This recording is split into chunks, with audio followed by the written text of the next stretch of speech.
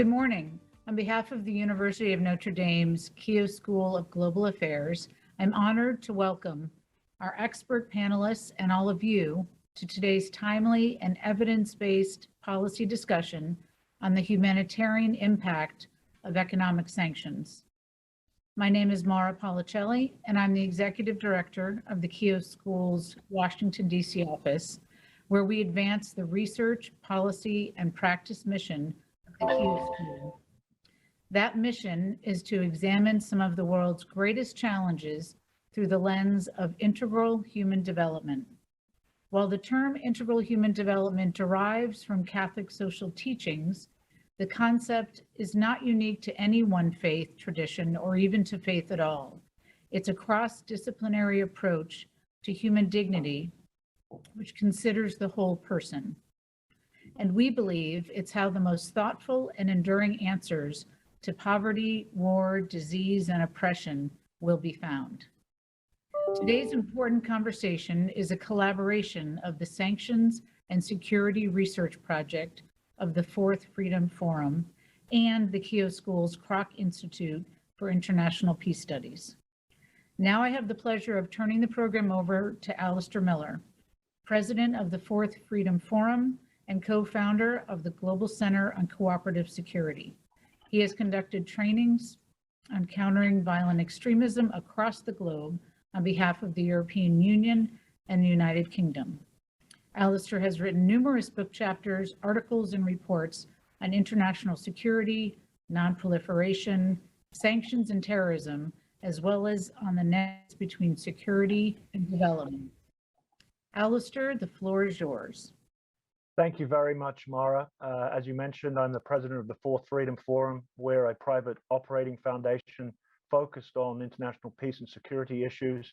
And in particular, we're concerned with the humanitarian impact of sanctions and the way that sanctions can be improved as a tool of statecraft rather than an instrument of punishment for innocent civilians. The Sanctions and Security Research Project is a joint venture of the foundation that I work for and the University of Notre Dame. And this event is a continuation of almost 30 years of collaboration with Notre Dame and my foundation on sanctions, where our researchers produce dozens of books and policy recommendations focused on how sanctions can be more carefully integrated into a diplomatic strategy for strengthening norms and improving human security without hurting innocent people. So in essence, we have been promoting for many years what is now called smarter, more targeted sanctions. Some of the policy changes that have been implemented over the years have been put into place, so there is more focus on targeting the sanctions on the individuals who are perpetrating violations of international norms. But unfortunately, there has been a real sort of backsliding occurring, particularly over the last 10 years, where sanctions are being overused and more people are suffering from the consequences of primary and secondary sanctions being used willy-nilly, really without careful consideration of how to mitigate those impacts.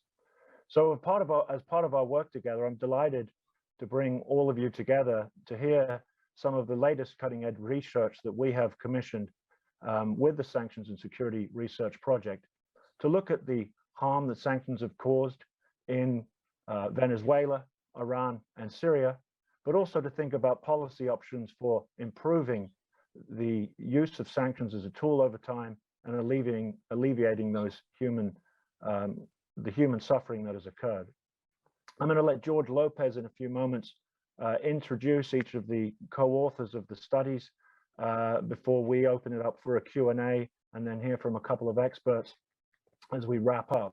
But first, it is my great pleasure to play a message that was kindly recorded by Congressman McGovern of the 2nd District of Massachusetts. He's been a real champion of the causes that we're discussing today. He obviously has an important role as the chair of the House Rules Committee and as the co-chair of the bipartisan Tom Lantos Human Rights Commission.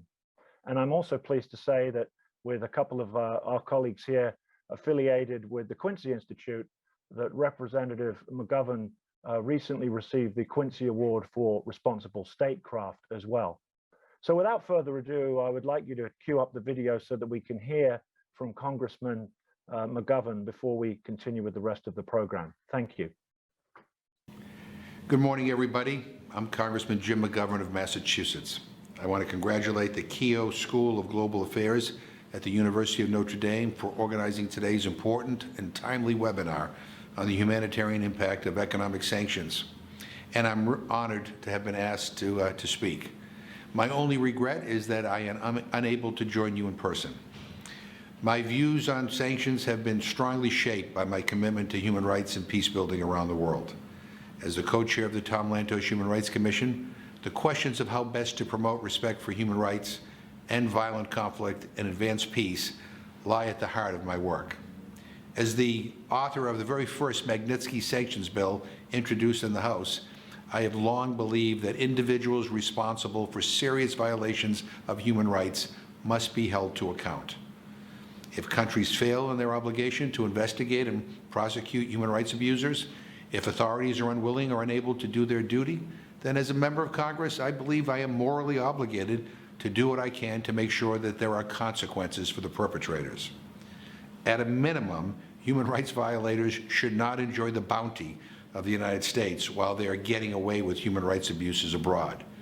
That's the idea behind targeted sanctions, which can prevent those who commit abuses from traveling to the U.S. or doing business here or hiding their money here. People often talk about sanctions as a way of ensuring accountability for human rights violations. But targeted sanctions don't put abusers in jail. They are not a substitute for justice for victims.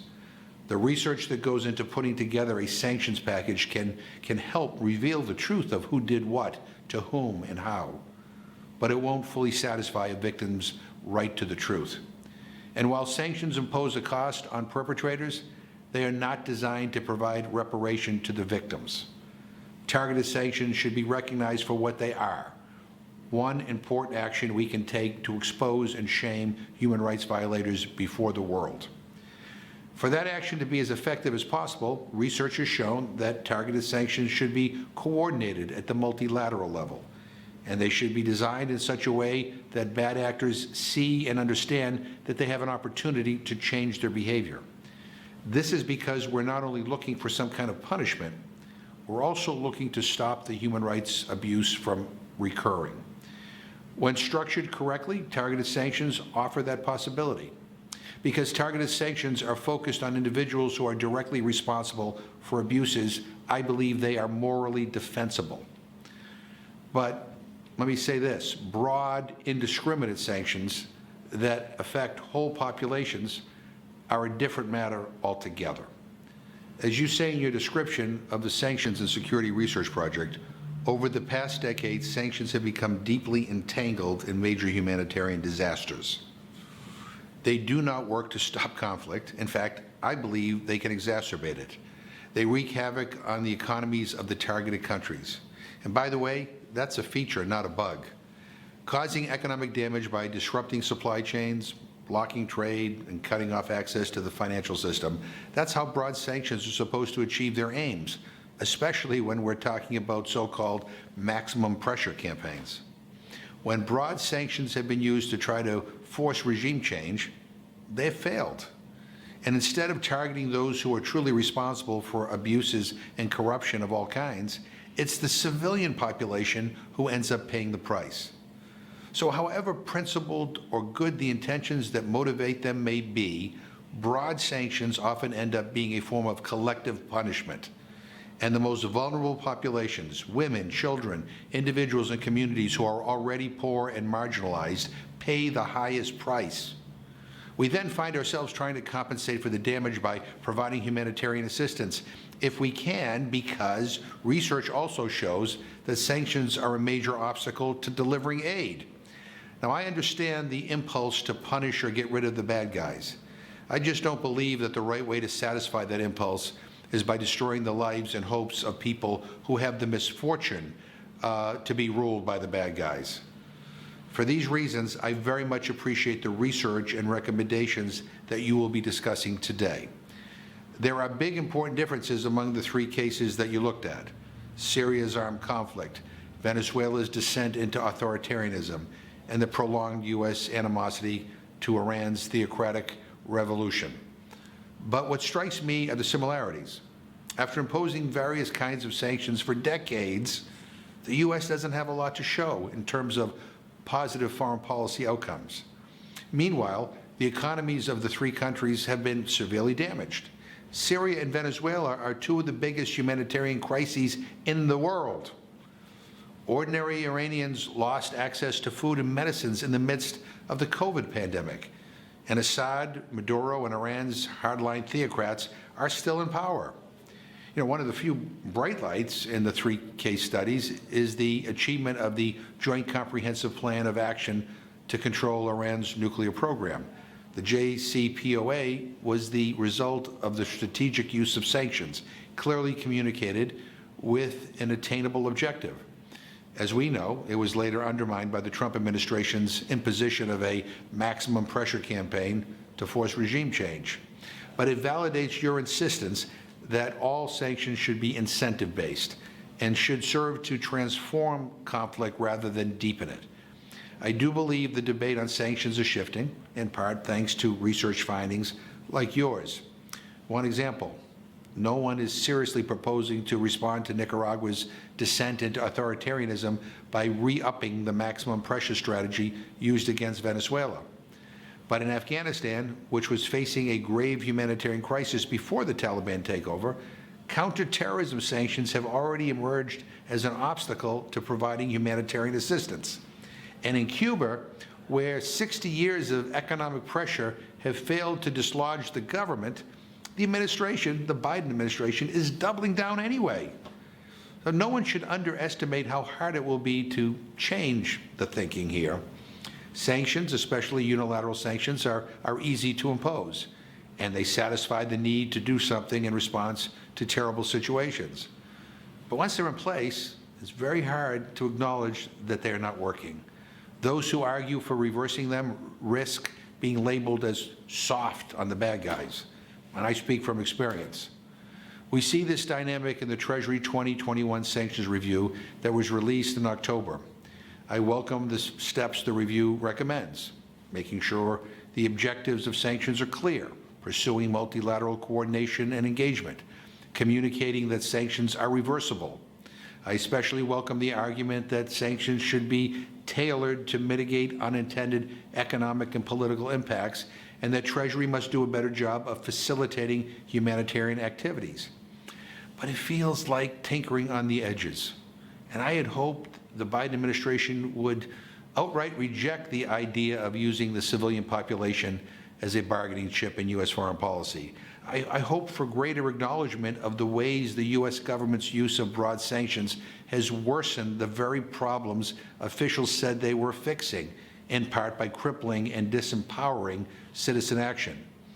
I hope for recognition that the U.S. will never succeed in advancing civil and political rights by denying the economic and social rights of whole populations.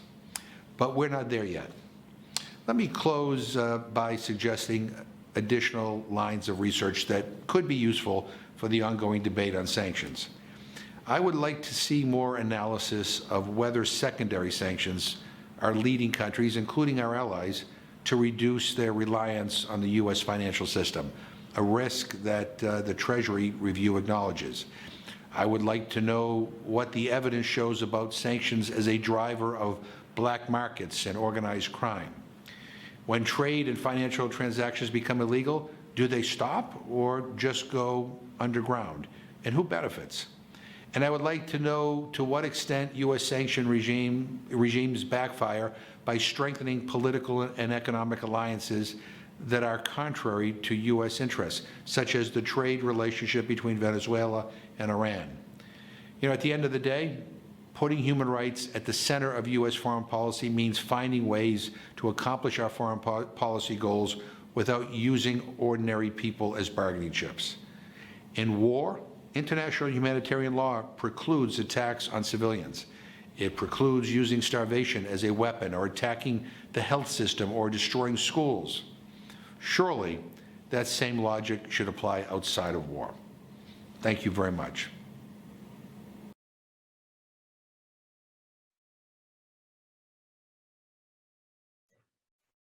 Good day to all of you joining us from the various corners of the world. My name is George Lopez of the Kroc Institute and the Keough School of the University of Notre Dame, and I'm one of the researchers in the Sanctions and Security Research Program. I add my thanks to Congressman McGovern for his insightful remarks on economic sanctions, thus getting our dialogue started today. And I'm also grateful to Mauro Policelli and the entire team of the Keough School, which is working hard to bring us not only their good hosting, but their technical support. I'm very pleased that our research project of the past 6 months, which is focusing intensely on the humanitarian impact of sanctions on civilians in targeted countries, has its first event today with so many of you from the humanitarian and sanctions communities present in the audience. As many of you know, in the late 90s, the targeted or so-called smart sanctions movement began as a development of a technical and policy solution to the terrible humanitarian consequences faced by comprehensive trade sanctions that were imposed on Iraq, Haiti, and the former Yugoslavia. These discrete tools of aviation restrictions, arms embargoes, financial asset freezes, commodity sanctions, and banking sanctions were sharpened and meant to provide United Nations and national officials with a menu of choices in imposing sanctions. Many saw it as an alternative set of actions in which particular sanctions could be matched against the severity of an international law violation or a particular normative offense. Now, 20 years later, we know that in practice, often decision makers of powerful Western states, acting alone or in coalitions, have chosen to impose these sharpened restrictions in combination, resulting in maximum economic pain, yet often with minimal political gain. Further, humanitarian organizations have had a difficult decade negotiating the complex and often changing rules for operating in these heavily sanctioned environments. Then the global pandemic hits and raises new practical, economic, and ethical concerns as national and international agencies face complicated and often seemingly intentional hurdles as they attempt delivery of food, medical, and other forms of socioeconomic relief. These devastating impacts to civilians and obstructions to relief supplies have been well documented in various sanctions cases.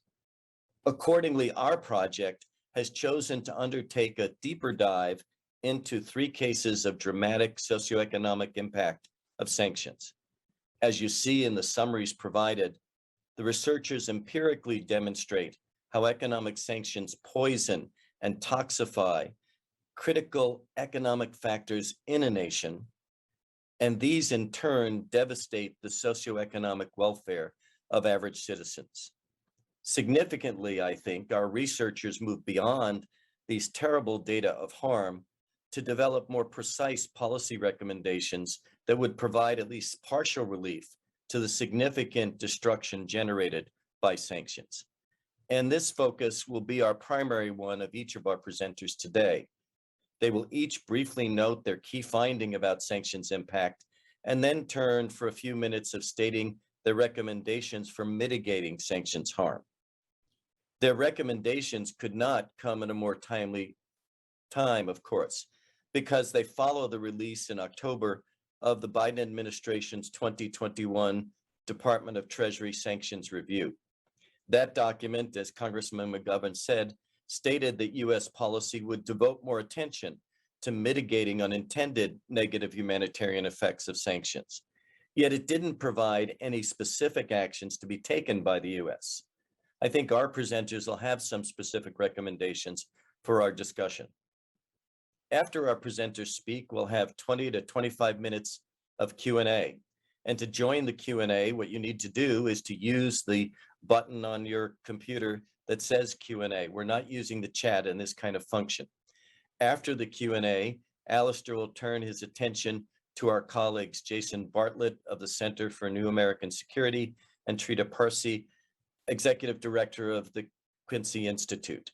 Each of these have had their institutions engage in various programs on sanctions impact, making them ideal to offer some reflections on the report recommendations, but also on the dialogue they've heard among us today. Let me underscore that we see this as the beginning of a series of discussions we hope to have with experts that will advance the clarity of policy recommendations that might be put in place both nationally and globally to relieve humanitarian suffering. We thank you for all coming. We look forward to stimulating Q&A. And to maximize that time, we're dispensing with long introductions to each of our experts who've generated the papers. Those are present in the material you have. So without further delay, let me begin by turning our attention to Francisco Rodriguez regarding the Venezuela case, then to YARA for Iran and RANA for Syria. Again, thank you for joining us. Morning. Thank you, George, for that introduction, and thanks to the Keough School and the Fourth Freedom Forum for the opportunity to share ideas on how to redesign and make the sanctions regime more humane. The case of Venezuela is particularly relevant to this discussion. It is a country that is experiencing the deepest economic contraction in modern Latin American history and the second largest economic contraction in modern world history. It's lost 72% of its per capita income over the past 8 years. This is the equivalent of 4 Great Depressions. And what the evidence shows convincingly is that economic sanctions imposed from 2017 onwards have made a significant contribution to the deterioration of Venezuela's economic conditions. Regrettably, this is a highly politicized debate, and many actors have countered responding that it is Maduro and not sanctions that are to blame for the crisis. That is a completely fallacious logic. There's no reason why both sanctions and mismanagement cannot have both contributed to the crisis. And in fact, the evidence is that they both have contributed to the crisis. Yes, the crisis did begin before sanctions, but it has been significantly exacerbated by the effect that these sanctions have had, in particular on the country's oil production. In principle, these are supposed to be smart sanctions. They're supposed to be designed as formal designations of particular firms or individuals. For example, there is no ban on Venezuelan oil exports to the US. There is a designation in OFAC of the state-owned oil company, PDVSA. It just so happens that as a matter of Venezuelan constitutional law, the Venezuelan state has a monopoly on oil production. So you just need to designate the state-owned oil firm to effectively bar oil exports. Also, there are many actions of economic statecraft that have also had an impact on Venezuela's integration into the world economy. For example, the recognition of the interim government led by 2015 National Assembly President Juan Guaido as the government of Venezuela has led the country to lose access to significant sources of funds. While this is technically not a sanction, it is an action of foreign policy and of economic statecraft that is intended to reach foreign policy objectives and that has barred the country from being able to use funds at multilateral institutions and international banks that are crucial for dealing with the country's humanitarian crisis. So in terms of recommendations, what we have to understand is that Venezuela's economic contraction comes fundamentally from the fact that this economy's links to the global economy have been severed, both its trade and its financial links. So Venezuela's integration into the world economy has to be reinitiated, and the international community has to help Venezuela be reinserted into the global economy. And what that means is that these trade and financial links must be reconstructed. One way of doing this is through an oil for essentials program that allows Venezuela to begin exporting oil again to the markets such as the US market and other markets that have been barred as a result of sanctions, under strict international supervision and under a framework of agreements that ensure that the proceeds from those oil sales are used to purchase essential goods that attend Venezuela's humanitarian crisis, and where safeguards are introduced to make sure that the same mistakes of Iraq's oil for food program are not reproduced. Furthermore, it's important to recognize that Venezuela's political crisis has a significant impact on the state's ability to manage and channel resources. And that means that there must be support for humanitarian agreements between the sides of the country's political conflict. If it turns out that it is Venezuela's interim government led by Juan Guaido, which has access to the capacity to represent the Venezuelan state and therefore to manage the funds of the state-owned oil company in US markets, well, that means that there has to be an agreement between that interim government and the government of Nicolas Maduro that holds de facto control in order to be able to use these resources in attending Venezuela's humanitarian crisis. So therefore, international actors must support negotiations between the interim government, between the government that holds de facto control of Nicolas Maduro, and between other political actors and actors of civil society to ensure that these resources are used to address the most urgent problems of Venezuelans.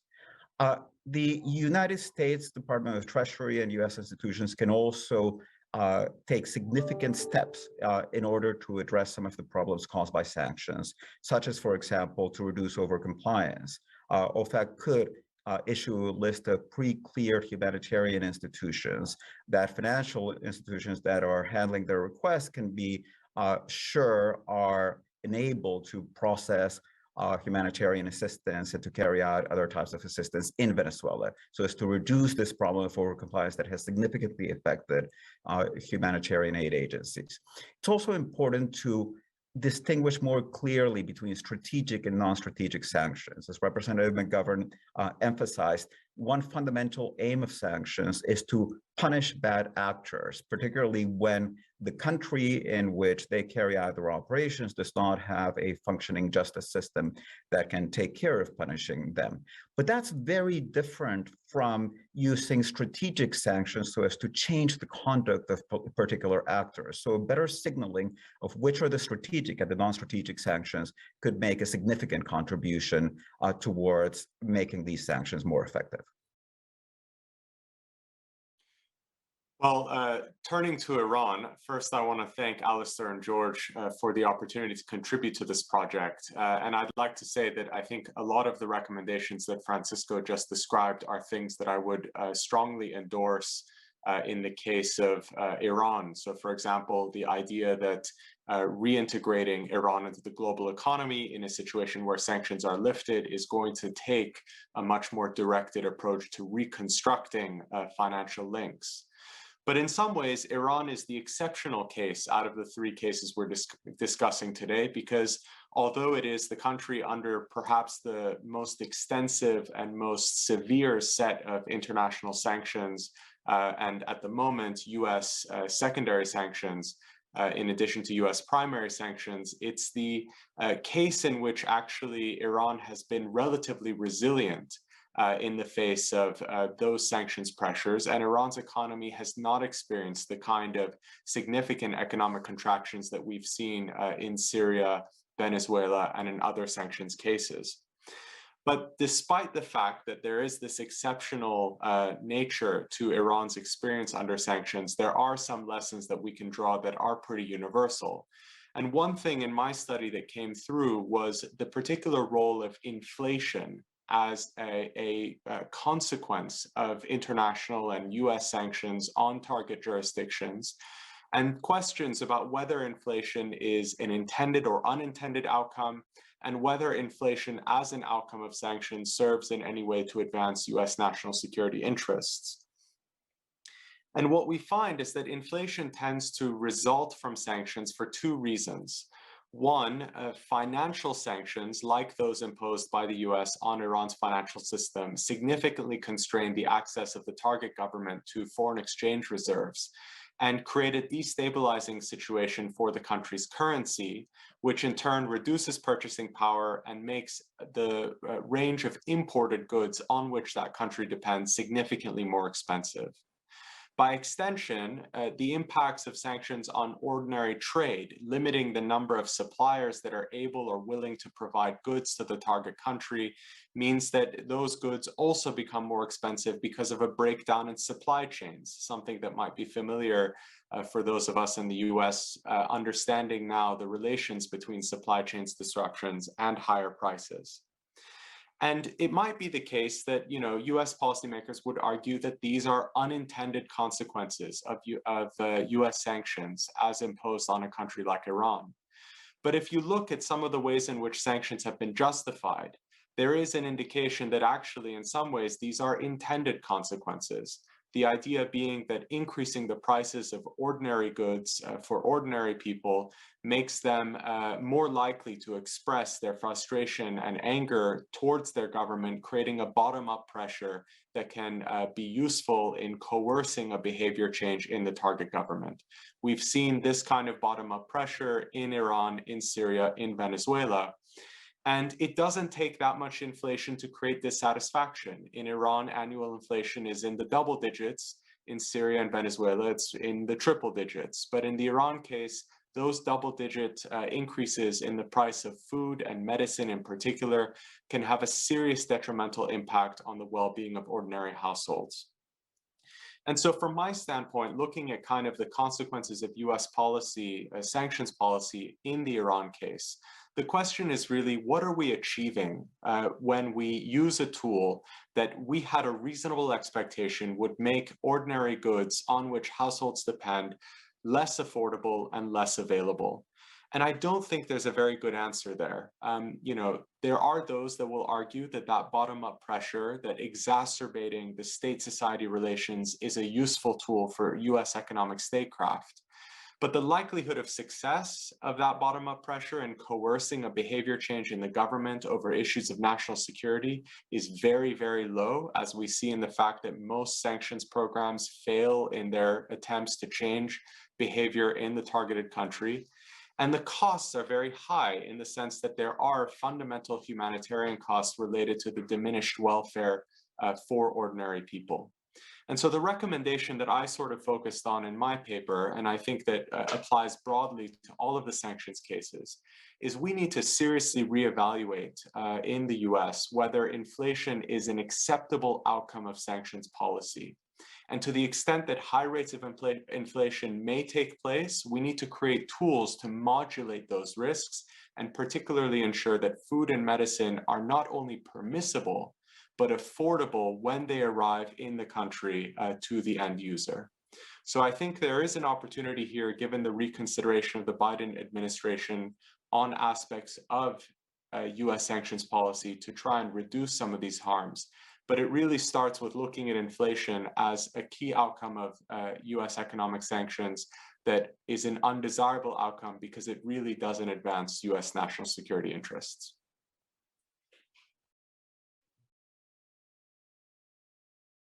Thank you, everyone. Thank you for being here, and thank you to the organizers. And so jumping into the Syria case, first, I'd like to outline that sanctions on Syria are now decades old, but were expanded in response to the outbreak of the Syrian conflict in 2011. The US, the EU, and other countries imposed sanctions on the Syrian government, the economy, and individuals in the hopes to hold the government of Syria accountable for human rights abuses and breaches of the laws of war, and to force them to concede political power, coercing Assad into making political concessions, notably allowing for a political transition. However, no behavioral change was attained. The president of Syria, Bashar al-Assad, is still in power and has the loyalty of the military and security services. And amid continued armed conflict, food insecurity, and the COVID-19 pandemic, the menu of sanctions are straining an already dire economic situation, again, without meaningful advances in the political arena. Politically, in terms of regional influence, sanctions in Syria backfired, leading to an increased Iranian involvement in Syria and in the region. And then from a humanitarian standpoint, sanctions not only exacerbated the economic and humanitarian situation, but also inhibit the appropriate humanitarian response.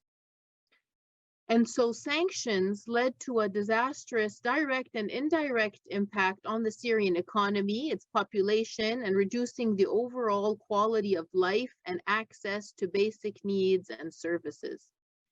The sanctions impose significant additional costs and delays in providing much needed assistance, With broad sanctions in place and donors' reluctance to fund early recovery projects, NGOs fear that the humanitarian work will be considered a reconstruction project and thus violating sanctions. Another important adverse effect is the broader sanctions on Syrian financial institutions further complicate the transfer of funding for humanitarian aid, and secondary sanctions make non-US organizations equally reluctant to navigate the intricate web of sanctions on Syria. And the banking sector of Syria has collapsed, making it nearly impossible to transfer money into Syria through verified formal channels. So banks are often forced to decline transactions completely in lieu of investigating every individual transaction. And de-risking measures, consequently, have isolated entire regions of Syria, pushing many organizations to deal with the informal networks of financial exchange, such as the informal Hawala system.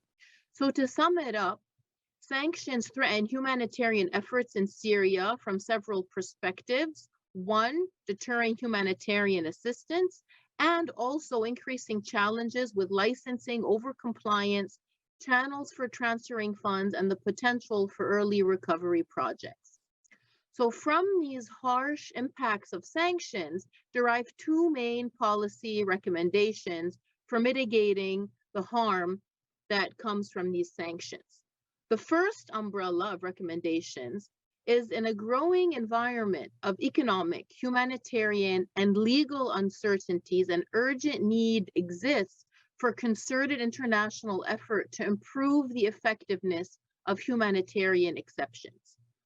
Now, already 2 weeks ago, during the week of Thanksgiving, the Department of the Treasury's Office of Foreign Asset Control, OFAC, amended the Syrian sanctions regulation to expand the authorization for non-governmental organizations to include humanitarian projects to meet the basic needs, human needs on the ground. And this is a very commendable step.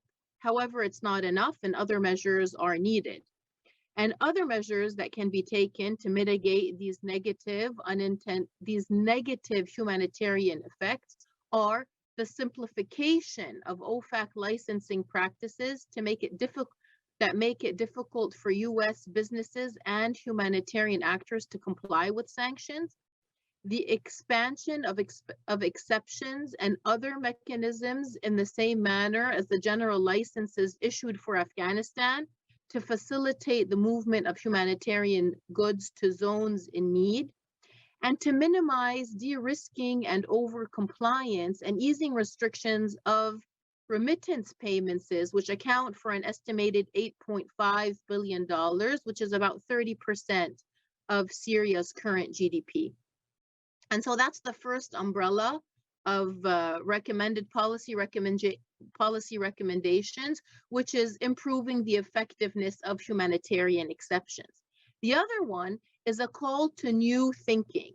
And here the lifting of sanctions is not an end goal in itself, but rather a tool that can be leveraged for positive steps, specifically from the government of Syria.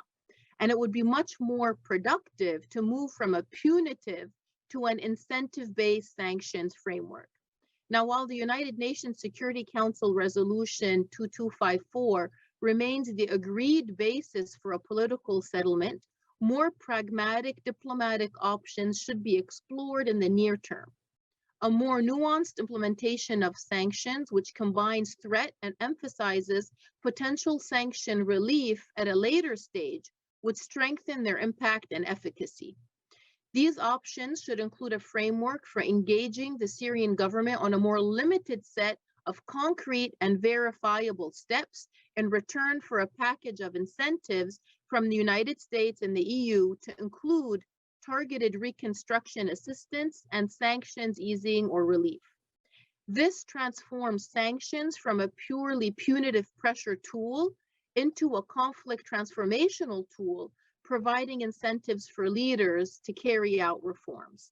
So again, to sum up in terms of policy recommendations, one is an effort to improve the effectiveness of humanitarian exceptions, and the other is to use the current sanctions regime to move from a punitive to incentive-based sanctions as a conflict transformational tool in the case of Syria.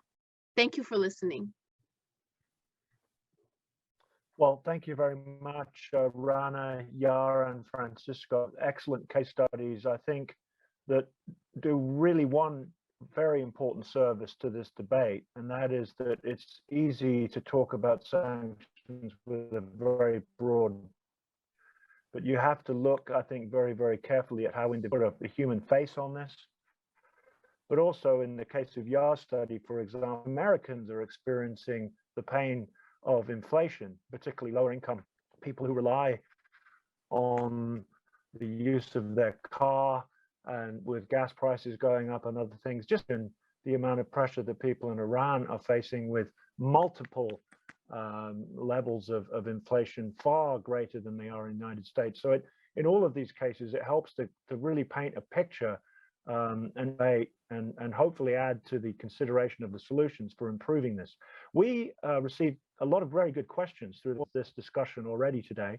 And I wanted to ask a couple of questions, first of all, to you, Rana, if you don't mind, related to the Syria sanctions and to the United Nations.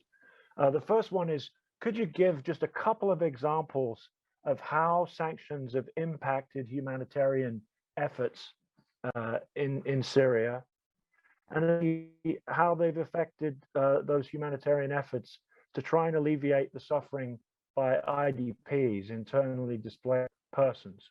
So that's the first thing, is just to give a couple of examples of how sanctions have impacted humanitarian efforts in Syria.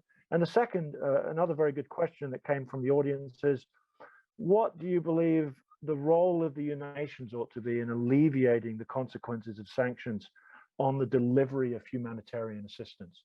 So I'll let you go and answer those two questions first, Rana, before I turn to the others, if you don't mind. Thank you very much for those questions. And yes, they are very good indeed. And so let's start with the first one on an example, I think, if I understood correctly, of how sanctions are impacting the delivery of humanitarian assistance on the ground. And so so with this new decision 2 weeks ago, things might change, as now NGOs are now allowed or have been given permission to work on humanitarian efforts. Nevertheless, based on our research for this case, one example is, for example, in the areas of Syria where the government is in control, for example, access to water, the reparation of electricity, water pipes, etc., assistance, service delivery of those natures are affected by the humanitarian sanctions, because it is unclear to what effect and how one can contribute to those efforts, specifically in areas that are controlled by the government of Syria. So there's a major reluctance to engage in these types of efforts that are considered humanitarian, again, specifically in the territory that is controlled by the Syrian government. So that's just one example. And again, as we've seen with the laxing, with the general licensing that was, established 2 weeks ago, that might be very helpful.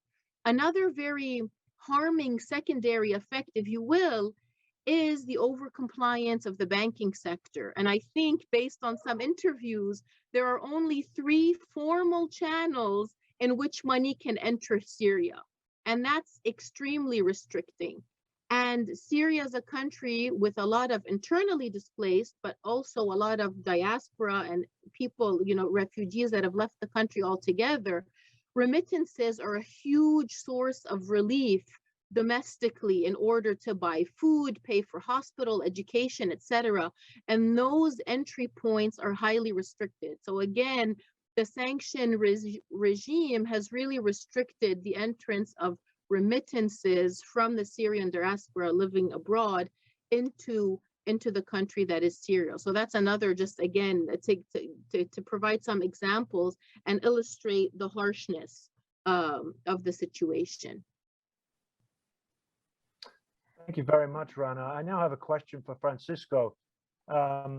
Given your expertise as an economist, if you're in an audience, first of all with the Biden administration, but also perhaps with the Security Council at the UN, and they ask for your advice about how to design sanctions so that they are less impactful on individuals in the way that you've described in your report, what would you suggest that they do as a first order of business to improve the way sanctions are imposed going forward in the future, not just in Venezuela, but drawing from your example of Venezuela that could be perhaps applied to other countries as well? Yeah. Well, the first thing that we have to understand is that in the case of Venezuela, you have economic sanctions imposed by the US, but not by other countries. So Europe, for example, has drawn the line on saying we're not going to target Venezuela's economy, we're going to target particular actors and we're going to impose personal sanctions. And if the US were doing that in the case of Venezuela, like it's doing it in the case of Nicaragua, then we wouldn't be seeing these huge economic effects. And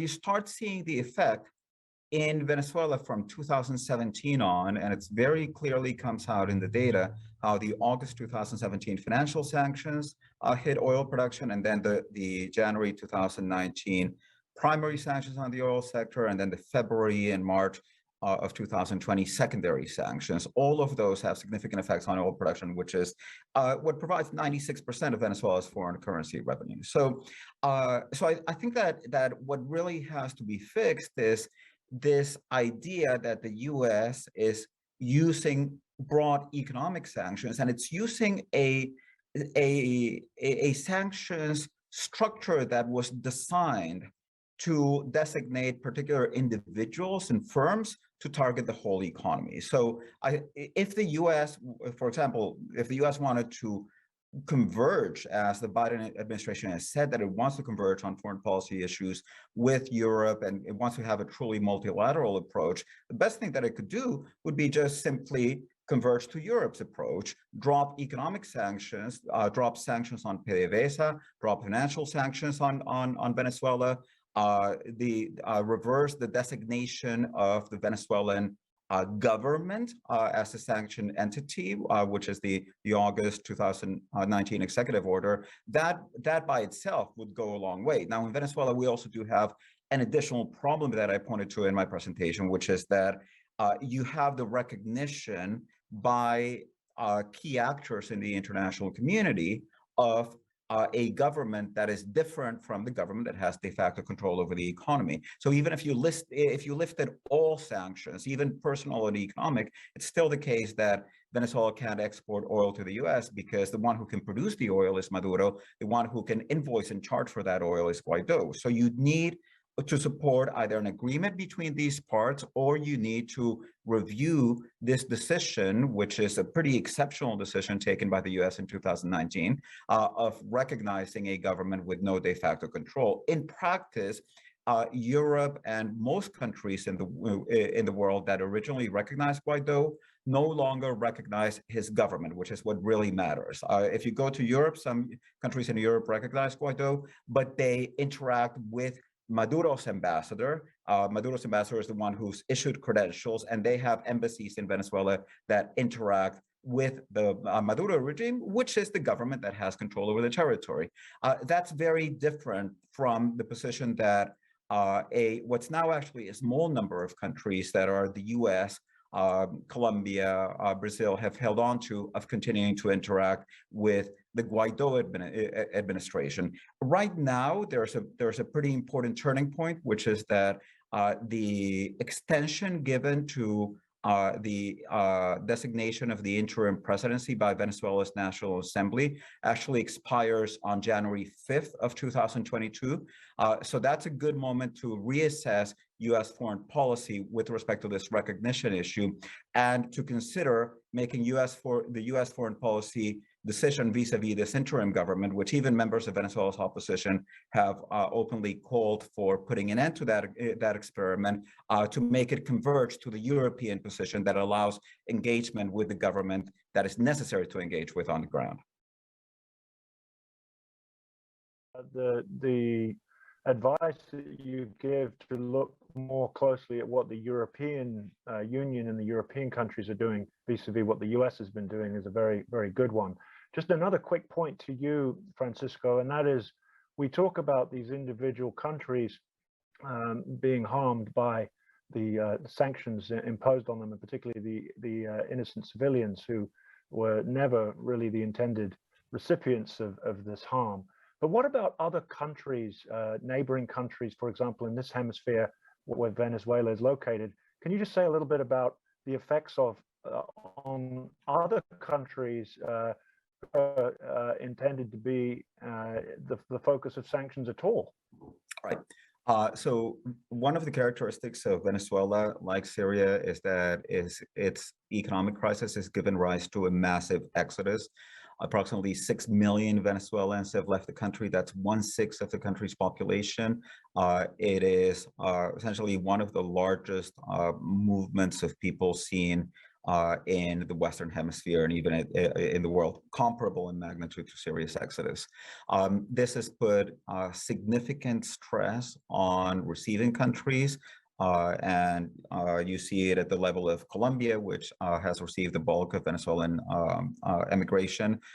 You also see it in Ecuador, in Peru, in Chile, in Brazil, obviously neighboring countries. And one of the problems is that it is very difficult to coordinate any actions between the receiving countries and the sending countries, precisely because of this issue of recognition. There is, in fact, essentially no cooperation, not even basic cooperation between the Maduro government in Venezuela and the Duque government in Colombia, because Duque recognizes the Guaido administration. And this also makes it extremely difficult to channel aid to these groups. So in principle, for example, even the Guaido administration could in principle have done something, given that it's recognized in countries like Colombia, and given that it has control over significant economic resources of Venezuela in funds frozen abroad, to channel some of those resources to Venezuela's immigrant population, particularly when they got kind of trapped in the midst of the COVID crisis. But none of this has happened, and it hasn't happened both because there hasn't been the willingness of political actors, but there also hasn't been the willingness of the international community to support it. I think that there should be a much stronger advocacy effort directed at Venezuelan political actors to tell them, look, it's one thing that you might have a very legitimate reasons for contesting power in Venezuela and for claiming that you have a legitimate claim on power. But let's find ways to make that conflict not have these severe externalities that's producing on the civilian population. Because what's happening is that Venezuela's civilian population, both those who are in Venezuela and the immigrant community, are essentially ending up as being the collateral damage of this political conflict. Thank you very much. Do excuse me, I believe there's a slight alarm going off behind me. I wanted to now turn to YARA, and it's not surprising. There's a lot of questions about Iran, and particularly about the Iran nuclear deal. And I just wanted to ask you a couple of questions that came in now. Just a moment, please. I'll turn to them. Yeah. Do you have any specific recommendations to the US about how it goes about its current negotiations with Iran regarding the possible repair of the 2015 JCPOA?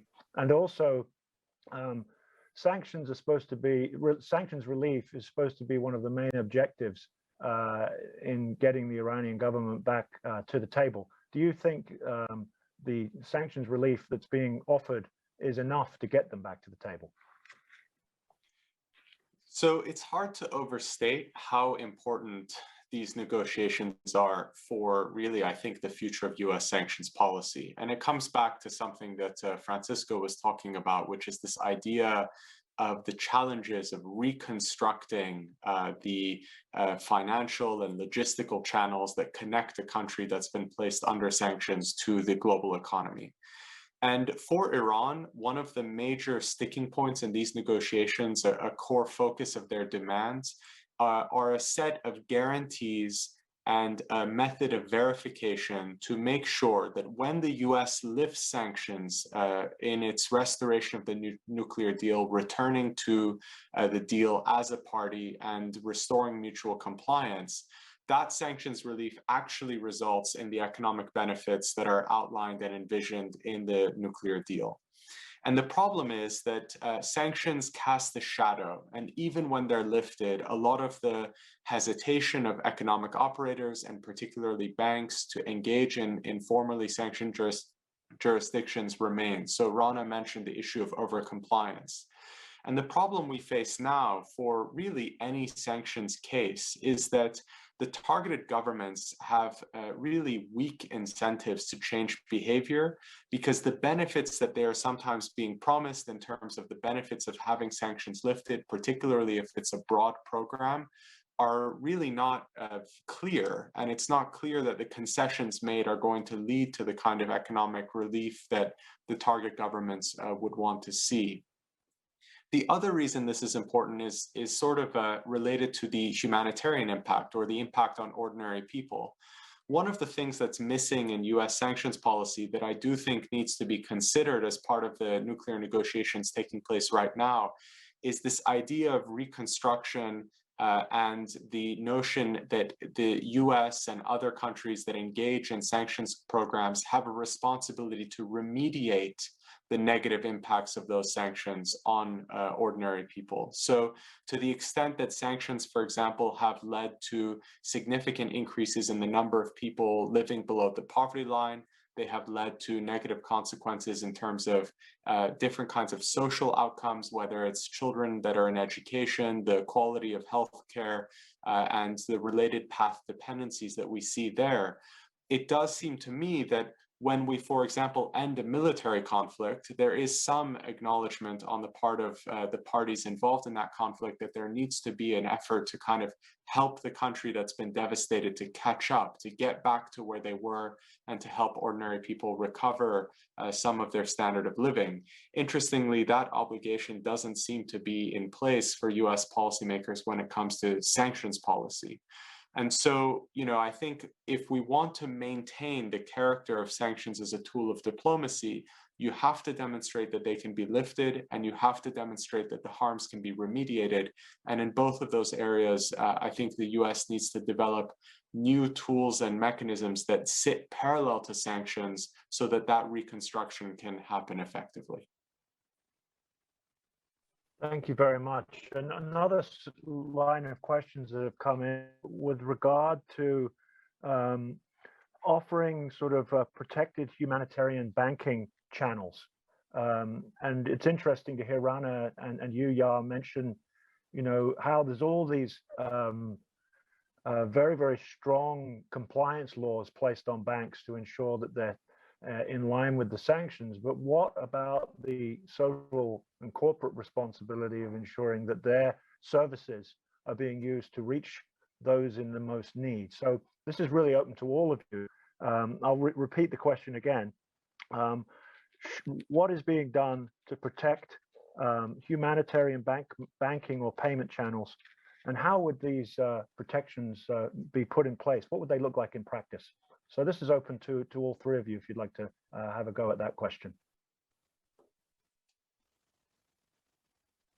Rana? Yes, and so this is in the line of focusing on making the humanitarian exceptions more effective, and the natural tendency of risk-averse banks to engage in over-compliance, right? Even to do more and go above and beyond what is actually being asked of them. And this ties back to Congressman McGovern's question of Black markets. And so I think it can be highlighted, at least in the policy sphere, that this overcompliance is leading to a growth in the Black market of illegal channels and Black market entry points of money into certain countries, and the loss of control even over the formal challenge of the transfer of funds through overcompliance. So I would just highlight one to make those changes more clear and more effective, and try and find ways to alleviate the banking sector's concern, given that they're naturally extremely tend to be risk averse entities. That's one thing that I would underline, and trying to make those channels, keep them formal, and highlighting the danger of the expansion of the black market when it comes to remittances and finding alternate ways of getting funds into the hands of people you might or might not want to getting them. That's a very, very good point. Very often we see that sanctions have failed to anticipate that they're helping to foster the emergence and furtherance of criminal networks who take advantage of restrictions that are placed on those economies. Francisco, any thoughts on this idea of the humanitarian banking channel? Yes. I actually have, even though I have used it and I used it in my presentation, I have somewhat of a problem with the term overcompliance, because it suggests that banks are doing something in excess of what they should be doing. And what you're really seeing is the completely rational response by financial institutions to a set of regulatory risks and non-regulatory, including reputational risks. So basically what happens is that and all of this comes from tremendous uncertainty regarding how authorities interpret sanctions and interpret what can be done and what cannot be done. So given that OFAC does not issue clear signals as to what is permitted and what is not, then it's perfectly rational that financial institutions say, well, we're not going to run any risk, and we're going to take the more cautious approach. And the more cautious approach is, of course, reducing to zero the risk of facilitating a transaction that would end up being prohibited. But of course, that doing it can also mean increasing the risk that transactions that are perfectly legal and that are important for addressing the humanitarian situation also end up being prohibited. So what do you need to do to solve that? Well, first of all, OFAC has to be much clearer with respect to the signals that it gives. One of the things that happens is that OFAC, and here I'm referring particularly to OFAC, but there's a broader set of regulatory entities, both in the US and internationally, many times they are even intentionally or apparently intentionally vague with respect to the implications of the regulations. And that is exactly what you don't want. I mean, that's what's producing the overcompliance. And the other thing is that US financial regulation is based on the idea that a lot of the burden of this compliance is actually put on financial institutions, that financial institutions, through their due diligence processes, are the ones who should be in charge of identifying whether the actors that they're doing business with are bad actors and or not. And again, this introduces two risks. I mean, one of them, which is the one that they try to address, is not inadvertently facilitating a transaction by a bad actor, but the other risk is inadvertently stopping a transaction by a good or a legitimate actor. So what I think has to happen is that OFAC and the US regulatory institutions have to understand that they have to take up some of this burden on themselves, that they can't just leave to banks the idea that it's only their responsibility to identify the bad actors and the good actors. And from there, one of our recommendations that OFAC actually start issuing lists of pre-cleared humanitarian agencies so that a bank can actually look in that list and say, hey, this is coming from this agency that has been cleared by OFAC for carrying out these humanitarian transactions. So we can go ahead without any fear and approve this operation by them. But that means that OFAC has to start doing some work that right now it's shifting onto financial institutions. Great. And any thoughts from you, YARA? Yeah, I think I would just add to that by saying that, all of the, let's say, reform of how OFAC deals with the licensing and the exemptions that would support humanitarian trade and hopefully clear up some of the ambiguities that Rana and Francisco have described, will only go so far. And what I mean by that is that there is this other issue, is that you can have functional financial channels with financial institutions that are willing to process humanitarian transactions. But if there isn't the liquidity, the foreign exchange available to actually make payments, those channels don't end up being worth very much. And we've seen a really interesting case of this for Iran, where under pressure from constituents in the US and European allies, the Trump administration acknowledged that it needed to set up a humanitarian channel to facilitate some payments as part of its maximum pressure campaign. And there was a lot of work with the Swiss government initially and later with the Korean government to try and establish these humanitarian trade arrangements. But they ultimately failed, probably for a combination of two things. One was a lack of political will in the Trump administration. But the second reason they failed is that the issue of liquidity was never addressed. And so although there was a financial channel identified in Switzerland that did process a successful initial transaction, the Iranian side of the equation and the Iranian financial institutions and the central bank needs to be a part of this financial channel because they're ultimately the ones using their own money to make payments through such mechanisms, pointed out that there was no provision made for how the money that was allocated for this financial channel from, let's say, a pot of Iranian reserves sitting in Switzerland would be replenished when it ran out, because there was no provision in the mechanism for additional funds to be transferred from other places into that approved financial channel so that it could be spent on food and medicine.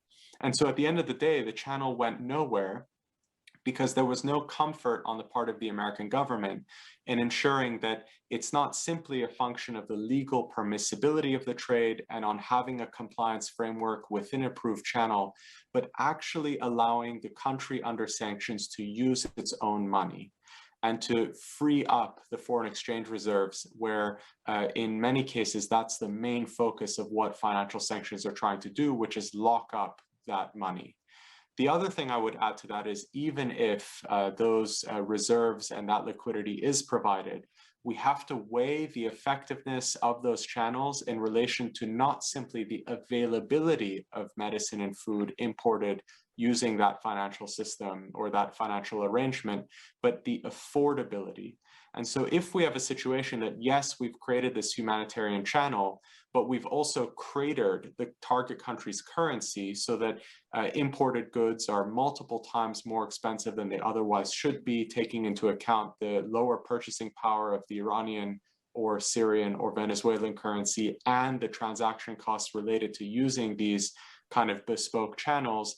Even if the food and medicine is getting into the country, and in the case of Iran, most imported food and medicine is still arriving, it's simply too expensive for there not to be a diminished impact or a harm for the welfare of ordinary people. And so I think we need to take a more holistic look and look beyond the kind of legal issues that OFAC has really limited itself to make sure that where there is a channel, money can go through it, and where there's a channel and there's money, that money is valuable enough so that the goods aren't prohibitively expensive. Thank you, Yara. I think it certainly requires taking a lot more of an end user perspective to some of this, to think about how the country itself, if it doesn't have any cash, can replenish reserves, but how the person who's supposed to be receiving the medicine can even afford it in the circumstance that you outlined. George, I'd like to bring you into this conversation because a few people have weighed in here on two important points, sort of elephants in the room in a way. One of them is there's no switch that you can just flip in the United States that turns on or off sanctions or changes its policy without a considerable amount of debate, considering the context in which we're living, namely that there's not a lot that anyone can agree on Capitol Hill. So the politics behind this in the US is something that has to be considered. That's the first thing.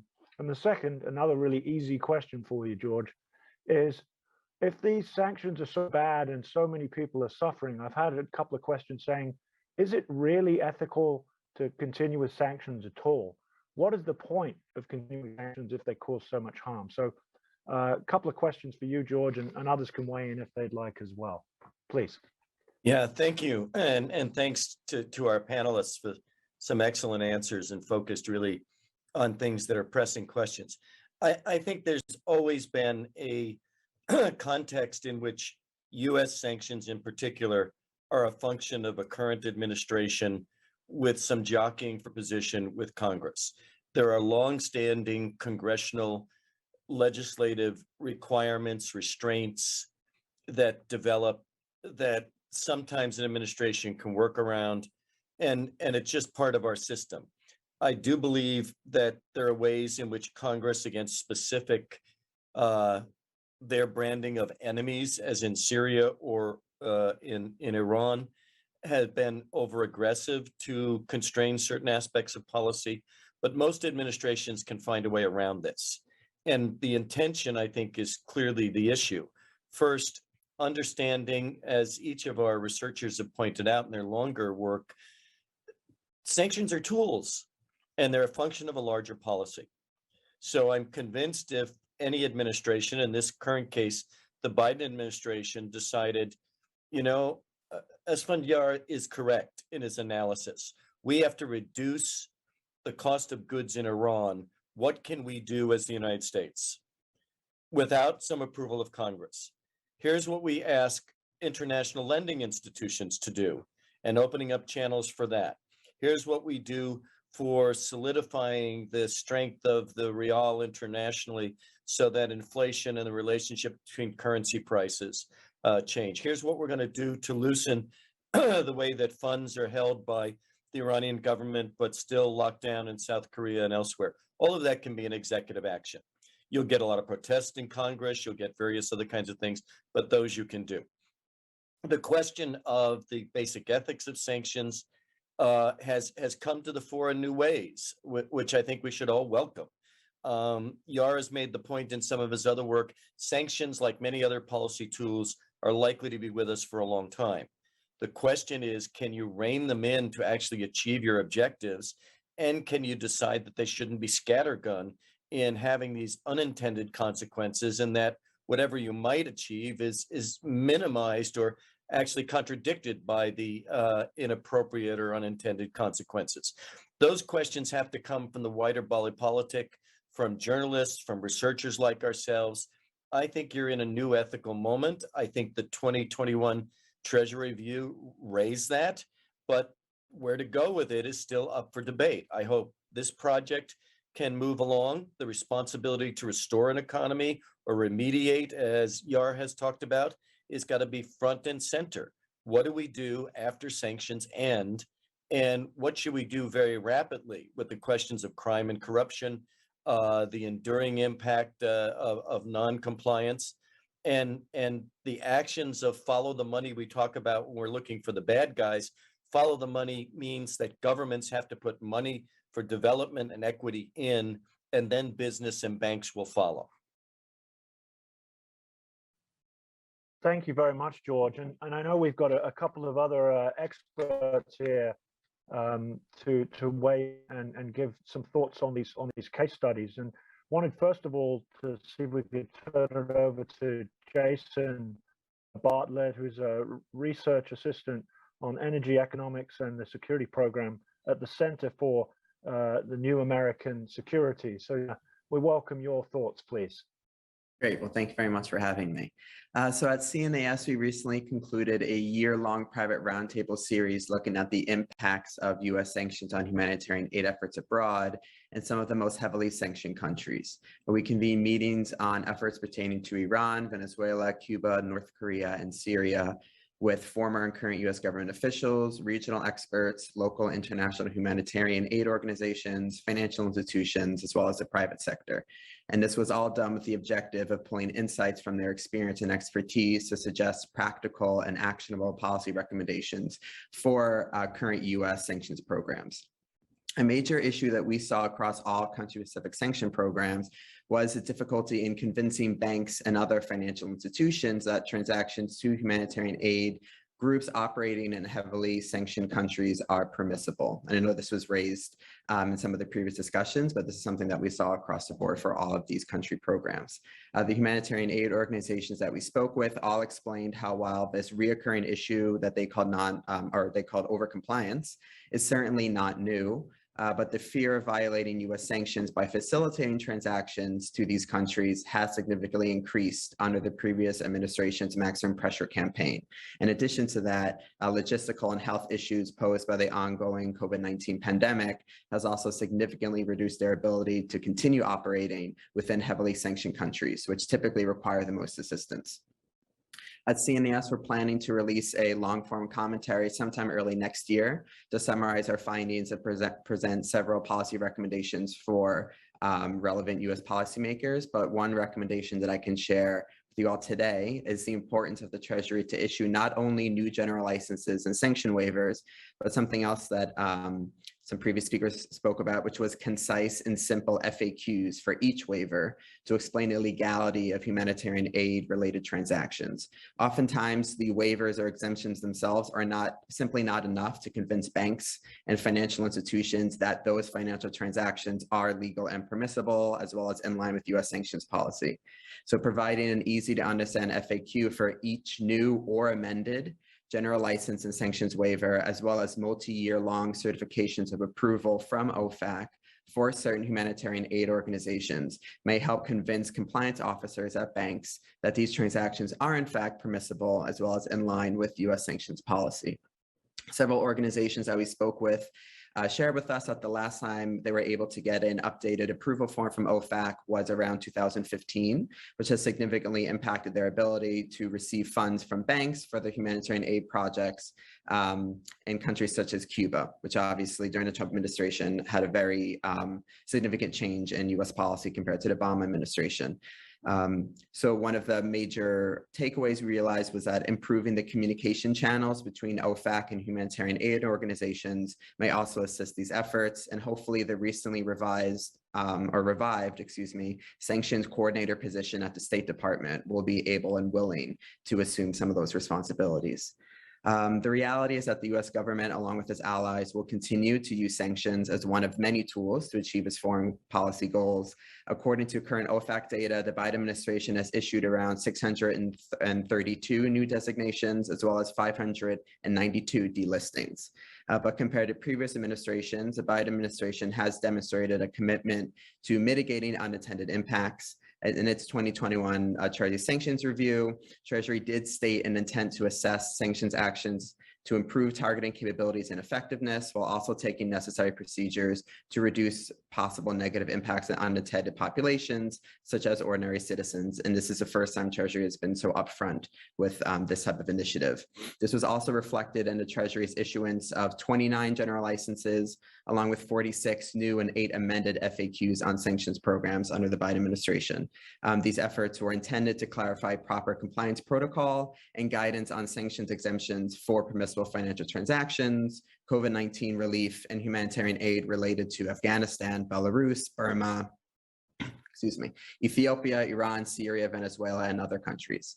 And while the Biden administration will likely continue to impose a steady stream of sanctions, as they have continued to signal to do so, these actions do reflect the US government's desire to put into practice some of the guiding principles of the Treasury sanctions review, but it is clear that more coordination with humanitarian aid groups and financial transactions needs to be done in order to make sure that the aid is actually getting to the groups that intend to use it, as well as their funds continue to be used to purchase this aid. And lastly, also at CNAS, I lead our Sanctions by the Numbers newsletter and report series, which offers comprehensive analysis and visualization of major patterns and changes in US sanctions protocol and programs. And we're also planning to publish a new report in January, which will provide a snapshot of all sanctions imposed during the first year of the Biden administration, with a focus on multilateral efforts and mitigating negative impacts on the humanitarian aid community. So I'm very appreciative to be part of this group and to learn from all of your great insight on such a very important topic. Thank you. Thank you very much, Jason. Thanks for the work that you and your organization are doing. And just one thing before we turn to Trita here, who's an expert on Iran, is it's great to see initiatives taken by the Biden administration to try and alleviate some of the problems we've been discussing here. But is the rest of the world convinced that those reforms are going to last? As we've seen with Iran, there had been a quite rapid volte-face from the United States government in recent years that we're struggling to overcome. Trita, the last word here, but not the least, is from you. It's great to have you here from the Quincy Institute for Responsible Statecraft, where you are the Executive Vice President. And the floor is yours before we close the meeting. Thanks. Thank you so much. It's a great pleasure to be with you all. Thank you so much for including me on this wonderful panel. I really enjoyed reading the papers and I've been great admirer of the work that is being done here by the Institute. And I thought that many of the recommendations that were being put forward are absolutely spot on. And in a world in which they would be adopted, I would much prefer to live in that type of a world. I do have some skepticism, though, that I do thought could be useful for the conversation. I think that to a certain extent, we may be missing the point of sanctions. The point of sanctions is to make the life of civilian populations miserable.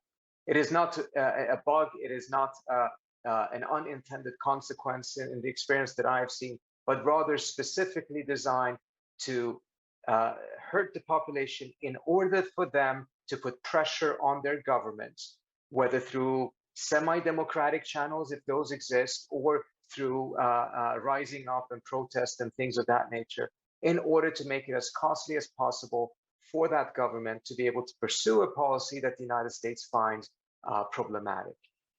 It is not targeting the government directly. It is designed to target the civilian population. So any attempts to reduce the harm on the civilian population, I think, unfortunately, will be met with skepticism in government because it essentially takes away the very pressure that they're trying to impose. I think to the best extent that will happen is that these governments will find it a PR problem that their sanctions are being blamed for the civilian population's suffering. A line that we have consistently seen is that the sanctioning country blames the civilian population's suffering on the other government, on the sanctioned country's government, and completely flat out denies that it has anything to do with sanctions. It's the PR problem that they're trying to address. It's not the actual suffering of the sanctioned population that they're seeking to alleviate. I think the fact that the Biden administration, for instance, has not done anything to alleviate some of the suffering of the Iranian population under COVID, very same policies that the Biden officials themselves heavily and correctly criticized when they were in opposition, they have done essentially next to nothing to address. I think is again an indicator of the fact that the suffering of the population is actually the objective in order to have them pressure the governments to change their policies. So given that, I'm a little bit skeptical that these measures will be able to be adopted in a profound way by government. Again, for PR purposes, there may be some things that are done in order to be able to claim that we're doing everything we can to make sure that the civilian populations don't suffer. Moreover, there is this other risk, and that is that we have seen through the work of Samuel Moyn, Yale professor and a Keough non-resident fellow, that efforts to alleviate the suffering of civilian populations in war, essentially making war more humane, paradoxically actually have made it easier to wage war. And I do wonder if there potentially is a risk in which instead of actually going at the very ethical problems of the sanctions policy, trying to finesse them and make them less, at least on the surface, harmful to the populations, may end up inadvertently lead to a scenario in which sanctions actually further proliferate rather than being a tool that is being used far more carefully and far less frequently than it currently is. Those are two thoughts that I wanted to throw out there that I think would be worthwhile considering. Thank you so much. Thank you very much, Trita. And I think it is really important to be clear-eyed about all of this. And the discussion that we're having is the beginning of a conversation, which I think I too do take some solace in the fact that we are discussing issues and Representative McGovern and others are taking these very seriously. So we are hopefully moving in the right direction, but there is a lot to consider more broadly, including how sanctions can lead to more problems than they intend to alleviate. I want to just thank everybody who's been involved today, particularly our case study authors. That is, of course, Francisco Rodriguez, Esfandiar Batmangalid, sorry, and obviously Rana Shab for your excellent case study as well. Thanks to Trita. Thank you very much to Jason and George, to Mara Policelli and the team at Notre Dame for pulling this event together. This was a recorded event, and there will be a link sent to all of you when this is over. I also wanted to thank all of you who asked questions today. And what we're going to commit to do, even though we weren't able to address and answer all of them during the course of this webinar, we will get back to you. We have a record of those questions, and we'll endeavor to answer those directly, particularly from the area of expertise that our authors have written about pertaining to those questions. So with that, I will close the meeting and thank everybody for their attention. Thank you very much.